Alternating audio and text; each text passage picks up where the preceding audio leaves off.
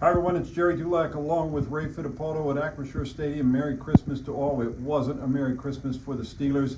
Today losing to the Kansas City Chiefs. Our report brought to you by Savinas, Kane, and Gallucci Mesothelioma and Asbestos Lawyers with 85 years of experience. Call them for a free consultation. And Ray, the Steelers need something. Mike Tomlin saying after the game he has to make changes. He said they can't keep expecting to do what they're doing and get different results.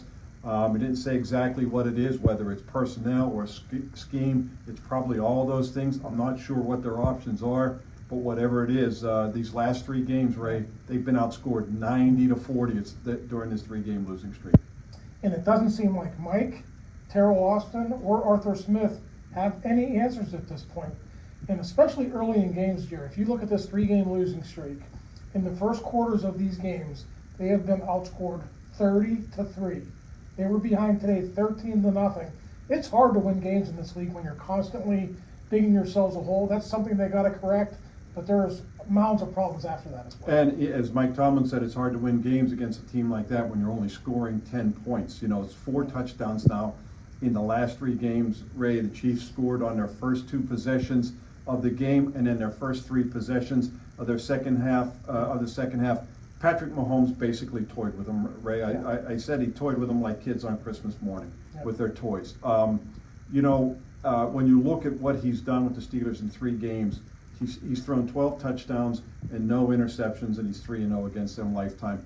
They didn't sack him, and they only touched him twice. So only 2 quarterback hits. You can't do that with a guy like Patrick Mahomes. No, this is one of the best quarterbacks in NFL history, and I know he hasn't had the season that he typically has, or this Chiefs offense hasn't had, but I don't know, Jerry, if they play the way they did today in the playoffs, they're going to be a tough out. People are talking about the Buffalo Bills, the Baltimore Ravens.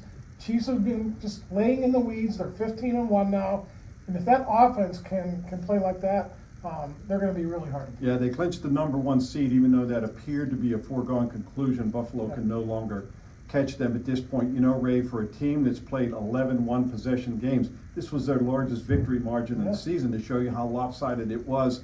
It was only their second highest point production of the season. They haven't been scoring a lot of points, but that's how they dominated the Steelers. The Steelers have a lot of problems on defense, allowed 3 touchdowns, again, basically all 3 of them wide open. Again, a wide open tight end in the end zone, in the red zone. Travis Kelce setting a record for the Chiefs with that touchdown catch, and they don't seem to have any answers for these opposing offenses. Granted, they're against 3 of the top quarterbacks in the league: Jalen Hurts, Lamar Jackson, and Patrick Mahomes. And it's the same refrain after each of these games, Jerry, when those guys are left wide open like that. Players say guys have to do their jobs, can't have missed assignments. Well, it's happening 3 weeks in a row now. So whether it's the players or not, I get it, but the coaches have to do something. If they players in there can't execute, you got to change the personnel. Yeah, you know, the other thing they do too, Ray, they talk each game about missed opportunities. Well, you know what? Both sides can do that, you know, and you can't sit there and rely on missed opportunities. You can't sit there and rely on we didn't get takeaways, because if you're a team that can only win with takeaways, then you're a team that's going to have a short shelf life in the postseason. So we're going to see where this goes. You know, if the if the Ravens beat the Texans, then this control that the Steelers had of the division is now gone. They have to win the last game against the Bengals and hope the Ravens lose to the 3-win Cleveland Browns to win the division. We know they're in the playoffs.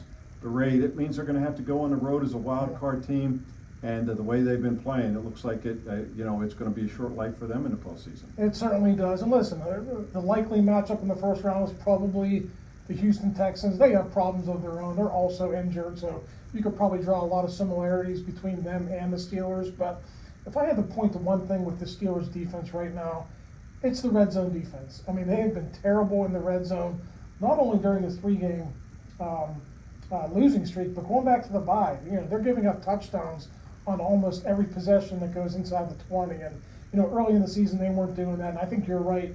This is a team that is far too dependent on turnovers. If they don't get them, they're not going to win games right now the way they're playing. You know, Ray, the Steelers got it to 16-10 early in the third quarter, and then to show you how Patrick Mahomes just toyed with them after that. It's like it's been this way all season with the Chiefs.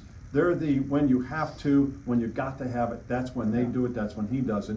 So right after they got it to 16-10, boom, set 11 plays, 72-yard drive. Yeah. He completes a 79-yard drive. He completes 8 of 8 passes for 82 yards. And that was the killer drive. They go up 22-10, and you could just feel the air go out of the crowd here, and the Steelers as well. And I think the big play on that drive, Gerry, the Steelers had them backed up a little bit. I think it was 2nd and 16. Patrick Mahomes throws a 17-yard ball to Hollywood Brown, makes it look easy, and that just deflates you as a defense. You have them backed up, you got a chance to get off the field, and you don't do it. Yeah, a bit of a tough game for Russell Wilson, too. A little bit off his mark. Really didn't have a lot of time to throw. There's a reason why he rushed for 42 yards on 4 runs. He actually scored the only touchdown on that 1-yard run at the pylon. Yeah. But a lot of times his receivers couldn't get open, Ray, and so he took off running, and he actually, made some plays with his feet.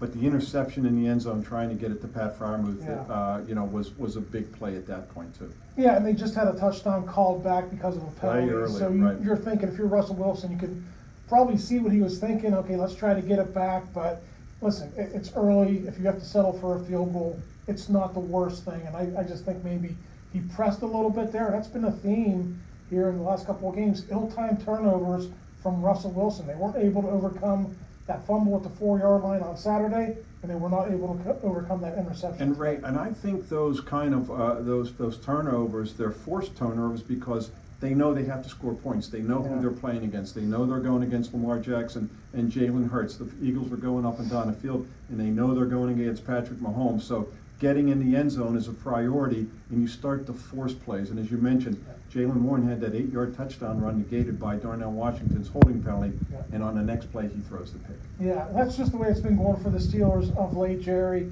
Listen, the Bengals are a team. They may or may not be fighting for the playoffs next week. But if you're the Steelers, you just want to go into the playoffs on a positive note. Yeah, you want to get a win next week, but you want to turn this defense around, and you certainly want to start scoring more points. During this 3-game streak, they're averaging only 13 points per game. Yeah, Ray, and the way the Steelers are playing and the way the Bengals are playing right now, it's no foregone conclusion that the Steelers are going to win their season finale against the Bengals. And we know how that last game went in Cincinnati, up and down the field, 44-38 or whatever the score was. Well, that's going to do it from Acrisure Stadium. We hope you all had a Merry Christmas. The Steelers will wrap up their regular season the following Sunday against the Cincinnati Bengals right here at Acrisure Stadium. We'll see what happens. After that, for Ray Fittipaldo, I'm Gerry Dulac. You're watching Post-Gazette.com.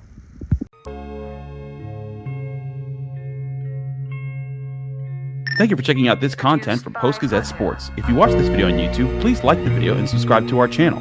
For all of the sports coverage the Post-Gazette has to offer, visit post-gazette.com.